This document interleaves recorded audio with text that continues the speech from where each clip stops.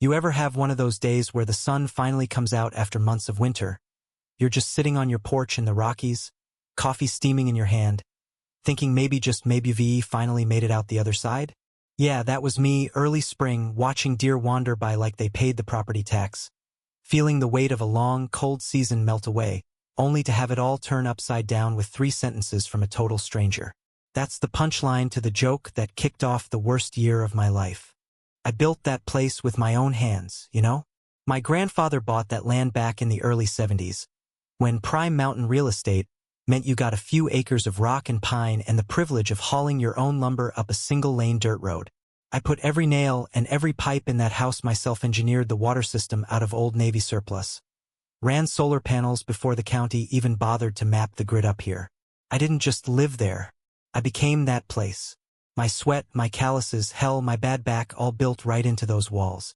So when a guy in an REI jacket strolls up the drive one day and says, "Do you actually live here?" Well, you can imagine how that hits. I sized him up, soft handshake, Seattle plates, some vague story about buying the lot next door, and how based on his maps this house might be his. I laughed it off at first, told him, "Buddy, my blueprints are older than your hiking boots." We kept it neighborly, shook hands, swapped names. Then he wandered back to his shiny SUV and rolled down the slope. Thought that was the end of it. I really did. Next day, I drive to the county recorder's office with every deed, blueprint, and tax receipt I'd ever kept. Paranoia, I used to call it. Turns out it was just being prepared. Clerk runs a title check. Comes back clean, me name, no liens, no issues. I swing by Trevor's Lothies, already got fresh metal markers and a sign along my own driveway. Private land, property of T. Noland. That's when I knew. This wasn't confusion. This was a war. And this guy wasn't using crowbars or gun, she was using paper. The deputy finally shows slow as you please, like he expects a raccoon with a shotgun. I hand him everything, tell him about Trevor, the forged documents, the signs. He shrugs, says it'll probably go civil. Let the courts handle it, he tells me. I grin at him and say, "Yeah, but if he shows up here with movers, you better hope the courts move faster than I do." He doesn't laugh. That's how these things go in the mountains. If you want justice, you better have it in writing. So I take matters into my own hands, drive to the land office, talk to a clerk named Marissa. She's sharp, clicks through her system, then frowns. "That's odd," she says. "According to the records, my property is under review, no owner listed. The record's been wiped clean, like my whole family just vanished after my granddad's purchase in '71. She digs into the access logs, finds an internal admin login after hours. Greg Crawford, a guy out on medical leave for 2 months. Someone used his credentials, or maybe he was in on it. Either way, she tells me to file a formal inquiry, hire a lawyer. My head's pounding. This isn't just paperwork. Simeon's cutting me out of my own life. Next morning, there's an envelope under my door, fake will, bogus notary, all making Trevor the rightful heir to my lot. I Google the notary license revoked, fraud charges last year. This isn't amateur hour. I call my lawyer, Jillian Mercer. Ex-Army, sharp as a tack, meaner than a snake in a sack. She wants everything: docs, photos, receipts, and strict orders not to talk to Trevor without recording. That evening, guess who shows up at the gate again? Coffee mug in hand, acting like we're old pals? "It's just a misunderstanding," he says. I hit record and lay it out as a fraud, and I've got the proof. He leaves, but not without muttering about what's rightfully his. I sit up all night, playing out every scenario, bulldozed off my own land, my home replaced with some eco-resort, and that smug grin on his face. By morning, I'm in Jillian's office, files stacked up to the ceiling. She brings in Salasa, digital forensics guy, quiet, sharp, the type who probably plays chess against himself for fun. He digs into the logs, confirms someone used real admin credentials to wipe my ownership, flagged my lot as disputed, then inserted a claim for Trevor using the name of a fake uncle. Bribery, hacking, inside job doesn't matter because we can trace it right back to Trevor's address and a package he signed for that matches the timeline. Jillian files for an emergency injunction, brings in the DA. The game is officially on. Things escalate fast. Certified mail Trevor's suing me, claiming I owe him nearly $500,000 for unlawful occupancy and emotional distress. Jillian laughs now we get discovery, and she countersues for fraud and malicious prosecution. That night, a drone buzzes my roof. I knock it out of the sky with a pole, stash it for evidence. Next day, Silas finds proof the county records were accessed from Trevor's IP address, right after he received a shipment of hacking gear. Then the break. Subpoenaed emails between Trevor and the fake notary. Just use the old signature template. Nobody checks if it looks legit. Jillian files a petition, gets a judge to freeze all property actions. The sky outside my cabin glows orange before a spring storm. I stare at my house, knowing this isn't just about dirt and wood, it's about my legacy. First pretrial hearing, courtroom's dead quiet. Trevor's lawyer struts in, acting like they're doing me a favor. The judge, a big gray-bearded guy named Maddox, is no nonsense. Jillian hammers them fake will, revoked notary, technical evidence of a digital break-in, even old videos and tax receipts. Trevor claims it's all a misunderstanding, says the property was in trust, but they can't produce a single document. Judge rules for temporary protection, Trevor barred from the land, all claims frozen. Outside, Trevor corners metals me I haven't won anything, that the land is his. I just tell him he picked the wrong man to try to steal from. But the games keep coming. A retroactive construction permit gets filed with my forged signature, an inspector who's been dead for years, and suddenly the county freezes all work on my house.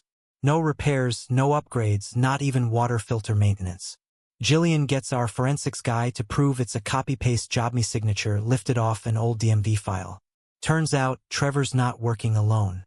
His cousin Kendra works at the land office and used her access to tamper with records and let Trevor in after hours.